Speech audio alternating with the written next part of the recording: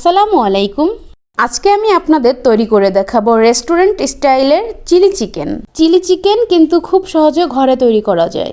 আপনারা আমার এই রেসিপিটা দেখলে বুঝতে পারবেন চিলি চিকেন বানানো কতটা সহজ। খুব অল্প সময়ের ভিতরে তৈরি করা যাবে আর ঘরে বসেই পেয়ে যাচ্ছেন রেস্টুরেন্ট স্টাইলের স্বাদ। আশা করি আমার এই ভিডিওটি আপনাদের সবার ভালো লাগবে। তো চলুন দেখে আসি আজকে কি কি উপকরণ লাগতেছে চিলি চিকেন তৈরি করার জন্য। আমি এখানে মুরগির বুকের একটি অংশ নিয়েছি। এখন আমি হাড়টা আলাদা করে নিব মাংস থেকে। তারপর এটা ছোট ছোট করে পিস করে কেটে নিব। কাটা হয়ে গেলে ভালো করে ধুয়ে আমি এখানে 1 চা চামচ রসুন বাটা দিয়ে দিলাম, 1 চা চামচ আদা বাটা দিয়ে দিলাম, এখানে গুঁড়ো মরিচ দিয়ে দিচ্ছি, কিছুটা লবণ। তারপর আমি একটি ডিম ভেঙে নিলাম। তারপরে এখানে সাদা গোলমরিচের গুঁড়া দিয়ে দিচ্ছি, 1 চা চামচ কর্নফ্লাওয়ার দিয়ে দিচ্ছি আর 1 চা চামচের মতো ময়দা দিয়ে দিচ্ছি এখানে। তারপরে সব উপকরণ একসাথে হাত দিয়ে মাখাই নিব। তারপর 10 মিনিটের জন্য রেস্টে রেখে দেব ঢেকে। 10 মিনিট পরে চলে আসলাম। চুলায় একটি ফ্রাই প্যান বসিয়ে দিয়েছিলাম, আগে থেকে কিছুটা তেল গরম করে নিয়েছি। একটা সাইড থেকে এখন মুরগির পিসগুলো দিয়ে দেব।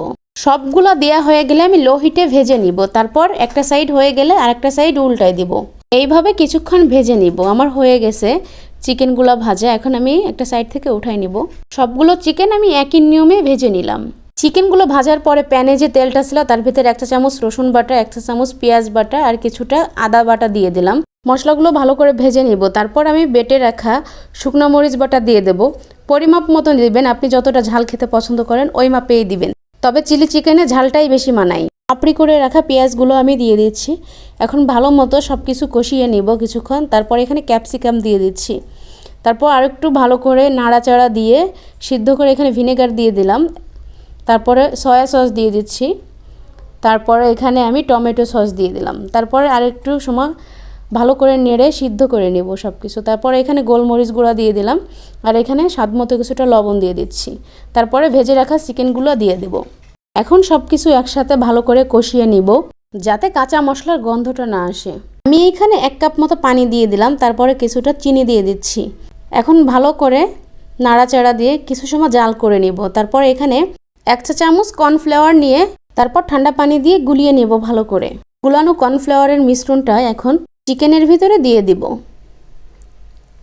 এখন সব কিছু একসাথে ভালো করে মিশিয়ে নিব। মিশিয়ে 1 মিনিটের মতো জাল করে নিব। তো ফাইনালি তৈরি হয়ে গেল আমার চিলি চিকেন। মাশাআল্লাহ, দেখতেও যেমন জুসি হয়েছে, খেতেও দারুণ ছিল। তো আপনারা এরকম অল্প সময়ের ভিতরে ঘরে ভিন্ন কিছু পরিবারের জন্য তৈরি করে দিতে পারেন, একদম খুব অল্প সময়ে রাতের ডিনারের জন্য। আর তার সাথে যদি ফ্রাইড রাইস হয় তাহলে তো কোনো কথাই নাই। রেস্টুরেন্টের স্বাদ পাবেন ঘরে বসেই। বাহিরের রেস্টুরেন্ট থেকে চড়া দাম দিয়ে না কিনে ঘরে থাকা উপকরণ দিয়ে আপনিও খুব সহজে তৈরি করে নিতে পারেন।